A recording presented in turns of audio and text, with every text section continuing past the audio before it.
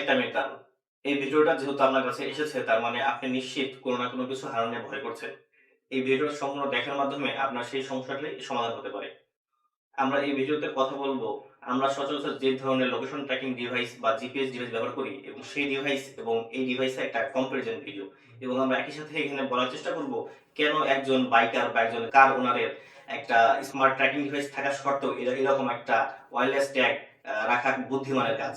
আমরা সচরাচর যে সমস্ত ট্র্যাকিং ডিভাইস দেখি যেমন ওই ডিভাইসগুলো সাইজে বড় হয়, হোন্ডা বা গাড়ির ভিতরে রাখতে হয় এবং ব্যাটারি ব্যাকআপ সাধারণত হয় ৫ থেকে ১৫ দিন, কিছু, কিছু ক্ষেত্রে আরো কম, দেখা যায় ৮ থেকে ১০ ঘন্টা। ওই সমস্ত ডিভাইসগুলা কিভাবে কাজ করে? ধরেন আপনি আপনার গাড়িতে ডিভাইসটা ইনস্টল করেছেন। সেই ক্ষেত্রে হয় কি চোর যখন চুরি করে, হয় ওই আপনার হোন্ডা থেকে একটা কল যায় আপনার ফোনে অথবা একটা অ্যালার্ম বেজে ওঠে। ওই ডিভাইসগুলো তো মূলত চুরিটা আটকানোর জন্য। চুরি হওয়ার পরবর্তীতে যখন চার্জ শেষ তখন আর এই ডিভাইসের কোনো কাজ থাকে না।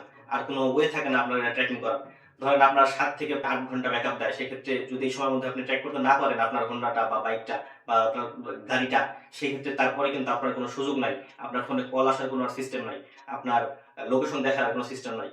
অর্থাৎ আপনাকে চুরি হওয়ার আগে একটা সতর্কবার্তা দেয় অথবা চুরি হওয়ার পরে ৮ থেকে ১২ ঘন্টা বা অনেক ক্ষেত্রে ১০ দিন একটা ব্যাকআপ দেয় আপনার লোকেশন দেখানোর জন্য। কিন্তু ব্যাটারি ব্যাকআপ খুবই কম। কিছু মানে রেয়ার ক্ষেত্রে দেখা যায় সেটা ১০ থেকে ১৫ দিন। এবার আসে আমাদের ডিভাইসটার ক্ষেত্রে। আমাদের এটা একটা ট্র্যাকিং ডিভাইস বাট এটা অ্যাক্টিভ ডিভাইস না, এটা প্যাসিভ ডিভাইস। প্যাসিভ ডিভাইস কিভাবে একটু বলি। এটা মূলত ২ ধরনের হয়। হ্যাঁ? একটা হলো অ্যান্ড্রয়েড, একটা হলো iOS। এটা অর্থাৎ একটা মানে যেটা ধরেন অ্যান্ড্রয়েড আমরা একটা দিয়ে বলি, বাকিটা একই সেম সিস্টেম। ধরেন অ্যান্ড্রয়েড দিয়ে বলি। এই ডিভাইসের আশেপাশে যে সমস্ত অ্যান্ড্রয়েড ডিভাইস থাকবে সেগুলোর ব্লুটুথের মাধ্যমে সেগুলোকে এটা একটা সিগন্যাল পাঠাবে, ব্লুটুথ সিগন্যাল। আশেপাশে যে সমস্ত অ্যান্ড্রয়েড ডিভাইস আছে সেইগুলো সেই ব্লুটুথ সিগন্যালটা রিসিভ করার পরে এটা গুগলের সার্ভারে পাঠাবে।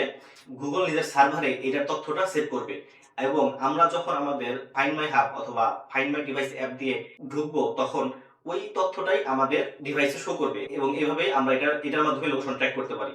সচরাচর আমরা যে জিপিএস টা ব্যবহার করি ওইটার ব্যাটারি ব্যাকআপ তো বললামই যে বেশিরভাগ ক্ষেত্রে ২৪ ঘন্টার নিচে ব্যাকআপ। কিছু ক্ষেত্রে দেখা যায় যে ৭ থেকে ১০ দিন বা ১৫ দিন ব্যাকআপ থাকে। কিন্তু এটার ক্ষেত্রে এটা সম্পূর্ণ ভিন্ন। এটার ব্যাটারি ব্যাকআপ আপনার ৮ থেকে ১২ মাস। যদি কমও পান তারপরেও আপনি ৮ মাস পাবেন।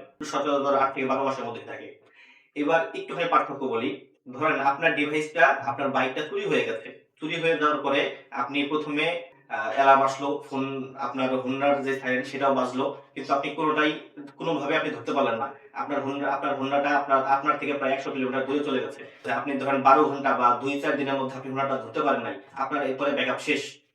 সেই চোর আপনার ওই ডিভাইসটা আ হোন্ডা থেকে খুলে ফেলেছে। তখন আপনি ২ দিনের মধ্যে ধরতে পারলেন না। তারপরে কিন্তু আপনার ব্যাটারি ব্যাকআপ শেষ। আপনি কোন সিগন্যাল পাবেন না।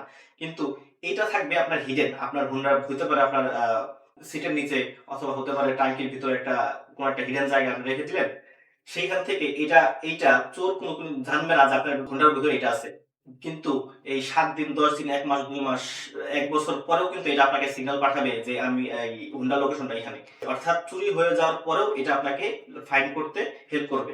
যেখানে সচরাচর ওই সমস্ত ডিভাইসগুলা চুরি হওয়ার আগে বা চুরি হওয়ার মুহূর্তে আপনাকে একটা অ্যালার্ম দেয়। কিন্তু এটা দিবে আপনাকে চুরি হওয়ার পরেও। অর্থাৎ আপনার হয়ে একটা স্পাই হিসাবে কাজ করবে। তো আশা করি আমি আপনাদেরকে বুঝাইতে পারছি এই ডিভাইসটা কাদের জন্য।